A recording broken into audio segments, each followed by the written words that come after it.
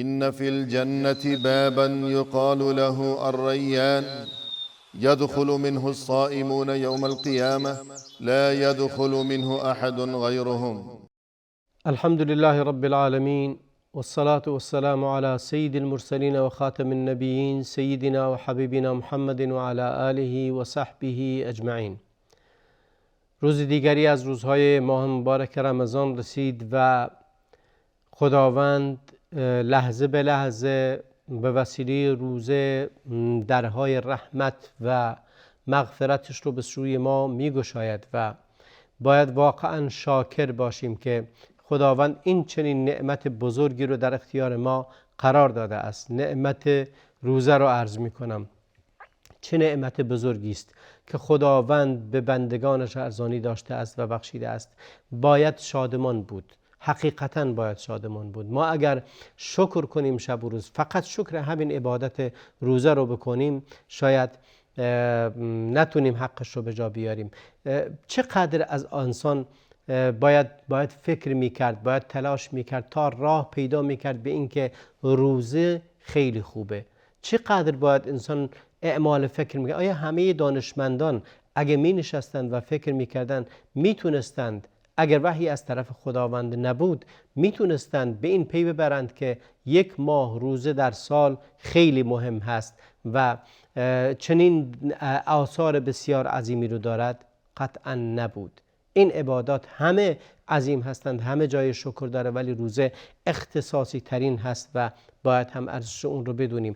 به اون کسانی که تا حالا برنامه ما رو پیگیر بودند متوجه شدند هر بار از یک زاویه به این روزه نگاه میکنیم ما رو میرسوند به دخول بهشت خداوند، به رضایت خداوند و آثار عظیم اون در دنیا. ما رو به وسیله صفتی از صفات دیگه وارد بهشت میکنه. یک بار به وسیله خود روزه است، یک بار به وسیله صبر ما رو به بهشت میرسونه و این بار هم میخوایم در مورد اثری دیگر از آثار روزه که ما رو به بهشت وارد میکند برسانیم و اون رو به خوبی ببینیم. یکی از این مسائل خیلی مهم که در حدیثی از در بزار اومده، این حدیث صحیح است که میفرماید صوم شهر الصبر و 3 ایام من کل شهر یذهبن بوحر الصدر. خیلی عظیم است این حدیث، خیلی خیلی مهمه.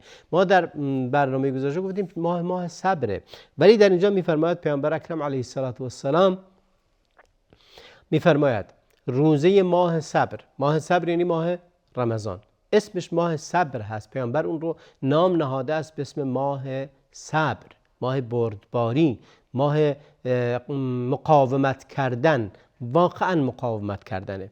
بعد میفرماید و روزه 3 روز در هر ماه 3 روز رو روزه بگیرید.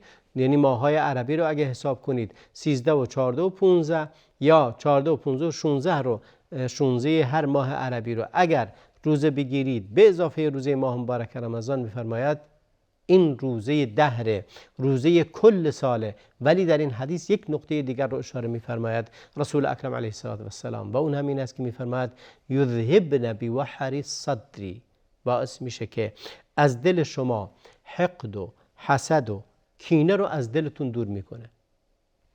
حقد و حسد و کینه، اون کسی که حسد دارد در آتش جهنم است.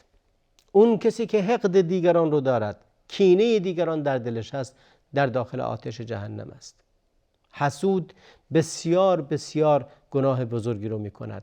انسانی که حقود هست و حقد دیگران رو داره باز هم گناه بزرگی رو مرتکب میشود. خدا پیامبر اکرم میفرماید این باعث میشه که حسد و حقد رو از دلتون دور میکنه. پس دوای بسیار مهمی برای معالجه حقدی که در دل انسان هست و حسادتی که در دل هست رو از بین میبره. یکی از مهمترین کارهایی که اسلام به اون امر کرده است سلامت دل هست، سلامت صدر و اینکه انسان دلش نسبت به دیگران سالم باشد. وقتی که گفته می شود سلامت صدر، یعنی اینکه در دل تو کینه و حسد و حقد و غل و غش نسبت به دیگران وجود نداشته باشه. و از آفات بسیار عظیم دل آدمی وجود حقد و کینه و حسد هست. اون کسی که میخواد که دلش رو تزکیه و تذهیب کند و اصلاح کند قلبش رو، باید اولین کاری که بهش میپردازه بعد از زدودن شرک، زدودن حقد و کینه و حسد هست و روزه این کار رو برای ما انجام میدهد. و خوب است که یادآور بشم حدیثی که میفرماید، در مورد حدیثی میفرماید پیامبر اکرم علیه السلام مسلمانان رو از یک کار عظیمی برحذر می‌دارد. میفرماید این حالقه هست. حالقه یعنی کلا از بیخ میتراشد، از بیخ از بین میبرد. گفتن حالقه چی هست؟ فرمود رسول الله علیه السلام حالقه حقد و حسد و کینه هست که عبادت انسان رو از بین میبره. مثل کسی که میاد با تیغ موی سرش رو چطوری میتراشه و از بیخ از بین میرود، این بهش میگن حلق. حالقه هم یعنی به همون چیزی که داری میتراشی. همونطوری که یک تیغی چطوری موها رو از ریشه میزند، حقد و حسد و کینه هم عبادات و طاعات و اعمال خیر و بر انسان رو از ریشه میزند. پیامبر اکرم علیه السلام در یک مجلسی نشسته بودن از صحابه، شخصی اومد. پیامبر فرمود الان کسی از اهل بهشت وارد مسجد می شود، وارد جمع ما می شود. یکی از صحابه وارد شدند. روز دوم و سوم هم همین رو فرمودن پیامبر اکرم علیه السلام الان کسی از اهل بهشت وارد می شود و همون آقا وارد شدند، همون شخص از صحابه. عبدالله ابن عمرو ابن العاص گفت که من تصمیم گرفتم که برم خونهشون ببینم این آدم چیکار میکنه که منم همون کار رو بکنم، همون کار رو انجام بدم، ببینم واقعا کار خاصی هست که منم اهل بهشت بشم. ببینید اونا مسابقهشون در این بود که چگونه عبادت بیشتر کنند، چگونه وارد بهشت بشوند. مسابقه در این هست که من چگونه خودم رو بهشتی کنم، بهشت رو چگونه به دست بیارم.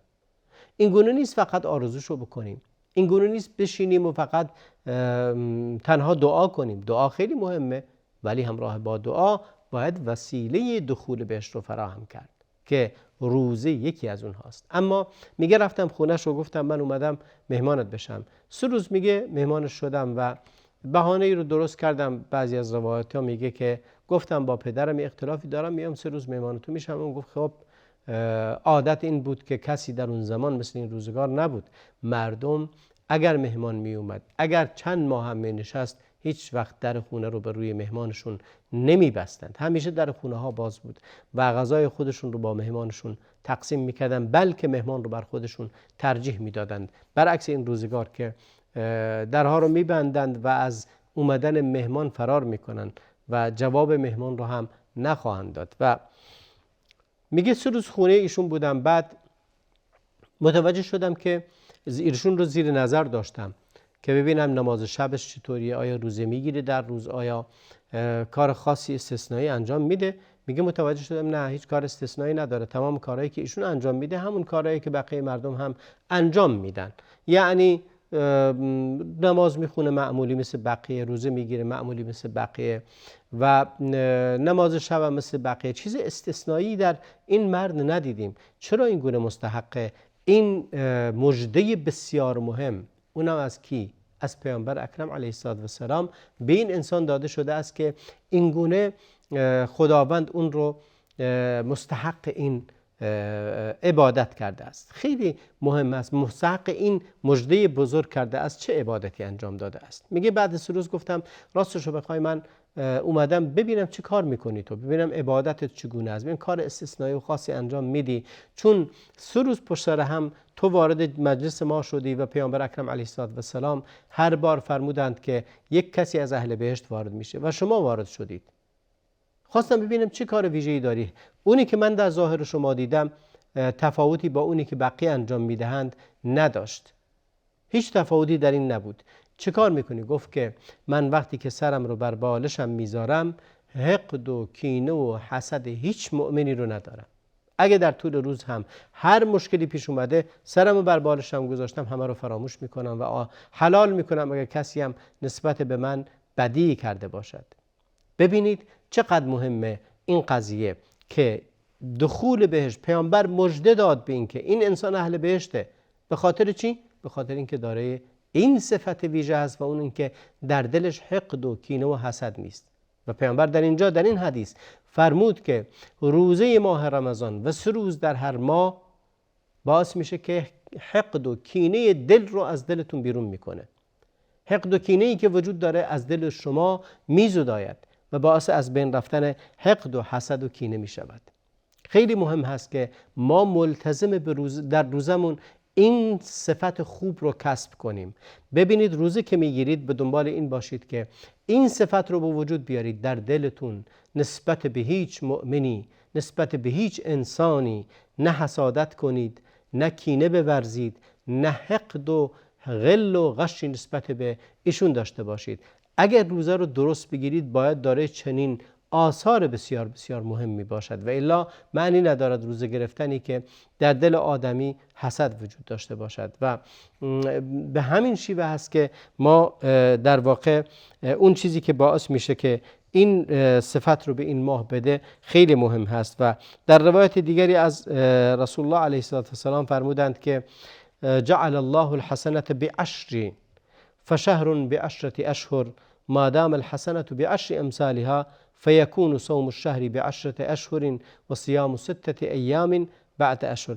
اینها همه باعث میشه که در ادامه فرمود کان صوم جنة من جمیع انواع المفاسد. این قولی که از اهل علم هست یا بگم برداشتی از اون حدیث پیامبر علیه السلام فرمود الصوم جنة. روزه در واقع سپر هست، سپر هست در مقابل همه بلاها، همه بدیها. فکر نکنید فقط از آتشه. ببینید وقتی میفرماید الصوم جنة در واقع روزه سپری است در مقابل آتش جهنم، یعنی در آتش فرو نمی روید، مستحق بهشت می شوید. در مقابل سپری است در مقابل شهوت ها، شما یاد می گیرید مقاومت کنید. سپری است در مقابل گناهان، سپری است در مقابل سیئات، شما را از شیطان حفظ میکنه. خداوند پیامبر فرمود در ماه رمضان شیطان غل و زنجیر می شود. و همچنین در مورد آفات دل و بدی هایی که دل آدم رو یا آفت هایی که دل آدم رو هدف قرار میدهند روزه ما را از اونها حفظ میکند. پیامبر فرمود یذهبن بوحر الصدر.